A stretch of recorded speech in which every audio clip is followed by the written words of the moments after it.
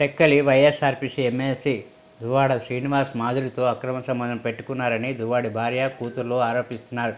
వీరి వ్యవహారం రోజురోజుకు ముదురుతున్న వేళ తాజాగా దివ్యాల మాధురి కారు ఆదివారం ప్రమాదానికి గురైంది. పలాస మండలం లక్ష్మీపురం టోల్గేట్ వద్ద ఆగి ఉన్న కారుని మాధురి కారు ఢీకొనడంతో ఆ కారులో ఉన్న మాధురి తీవ్ర గాయాల పాలైంది. దాంతో మాధురిని వెంటనే ఆమెను పలాస ప్రభుత్వ ఆసుపత్రికి తరలించారు. అయితే చనిపోవడానికి హైవేపైకి వచ్చానని తనపై తప్పుడు ఆరోపణలు చేస్తున్నారని మాధురి అన్నారు. తన కూతురు కూడా ట్రోల్ చేస్తున్నారని తెలిపింది. తాను మానసికంగా కుంగిపోయానని, తనపై తప్పుడు ఆరోపణలు చేస్తున్న వాణిని అరెస్ట్ చేయాలని డిమాండ్ చేసింది. తనకి ఏమైనా జరిగితే వాణియే కారణమని చెప్పింది. లైఫ్ ఇది సెకండ్ లైఫ్ అనుకుంటున్నాను. వెనకాలంలో ఆ నిర్ణయం కొంచెం ఆత్మహత్య తప్పే తెలుసు, కానీ నా ఫేస్ లో ఉంటే తెలుస్తుంది ఎవరికైనా పెయిన్.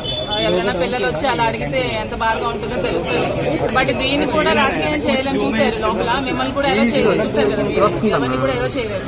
మీడియా ఎలా చేయకుండా లోపల చేయాల్సినంత ఇక్కడ సీక్రెసీ ఏముందో అడగండి మీరు పోలీసులు. మీడియాకి ఎందుకు మీకు ఎలా చేయలేదు, మిమ్మల్ని మీకు ఎందుకు ఎలా చేయలేదు మీడియాకి? ఏంటో బ్లడ్ అంతా శాంపిల్స్ తీసుకున్నారు. మరి నేను ఇవ్వనన్నా మీడియాకి రమ్మనండి, మీడియా సమక్షంలో మీరు టెస్టులు చేయండి అంటే ఒప్పుకోలేదు. అట్లీస్ట్ మా ఫోన్ లో మేము వీడియో తీస్తాము, మీరు మాకు ఎందుకు టెస్ట్ చేస్తున్నారంటే దానికి ఒప్పుకోలేదు. మరి మీరు వాళ్ళకి అడగండి మిమ్మల్ని ఎందుకు ఎలా చేయలేదు. మీకు రైట్ ఉంది కదా, వచ్చే రైట్.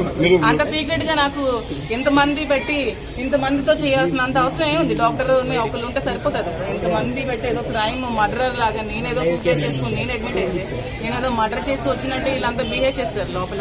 ఈవెన్ ఫోన్స్ కూడా అడుగుతున్నారు నావి, నా ఫోన్స్ ఎక్కడన్నా మరి అది మీరు వాళ్ళ క్వశ్చన్ మొబైల్ డ్రైవింగ్ నేను ఫోన్ కూడా మాట్లాడలేదు. ఫోన్ మాట్లాడక నేను నేర్చుకుంటూ వచ్చాను.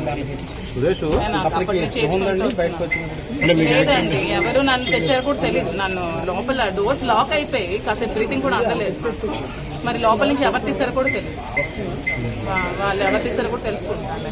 వాళ్ళకి అడిగి చెప్తారు, తెలిసిన వాళ్ళు ఉంటారు కదా ఆ సిచ్యువేషన్ లోపల. అంటే మీరు ఏదైతే కార్ హిట్ చేశారో ఆ కార్ లో ఉన్న వాళ్ళకైతే మాత్రం సివియర్ ఇంజరీ జరిగింది.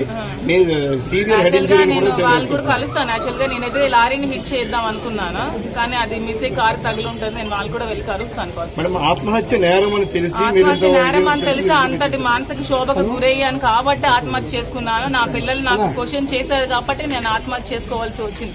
అంతటి మనోవేదనకు గురయ్యాను తెలుసు. నేను కూడా క్లాస్ స్టూడెంట్, నాకు తెలుసు ఆత్మహత్య అనేది చాలా తప్పని తెలుసు. కానీ ఆ క్షణికావేశంలో మానసికంగా బాధ కలిగి నిర్ణయం తీసుకున్నాను. దీనికి కారణం దువ్వాడ వాణి అని చెప్తున్నాను. పరిస్థితుల్లో కూడా మీరు ఇలాంటి ఇంత సివియర్ పరిస్థితులు ఉన్నాయి కాబట్టి మీరు ముందు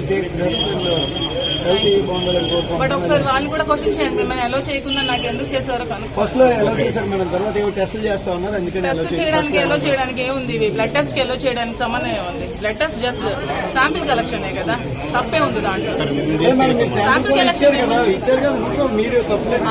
అంటే అంతా సీక్రెసీగా అంతా నన్ను ఇది వాన్ చేసి బెదిరించి చేయాల్సిన అవసరం ఏముందని అడగమంటున్నాను. మనం ఎలా చేసి చేయొచ్చు కదా. టెస్ట్ కూడా జీరో వచ్చింది. బ్లడ్ శాంపుల్ ఆ స్లిప్ ఊరుకోకుండా ఫోటో తీస్తాము. సమాచారం అనుకున్నావా?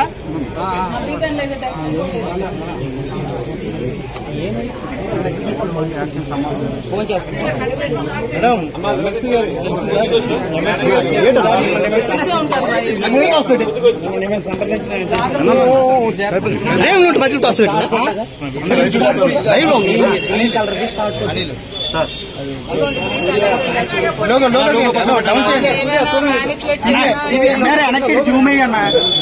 ఒకసారి చూపించరు కొంచెం సైడ్ పెట్టమ్మా. లోగోస్ కొంచెం ఒకసారి డౌన్ చేస్తే చాలు. హలో మేడం మళ్ళీ ఒకసారి చూపించరా? ఒకసారి సెంటర్ ఫ్రేమ్ ఎంత యాక్సిడెంట్ అయినా మీరు సేఫ్ గా కొంచెం చొలకాయలతో బయటపడాలి.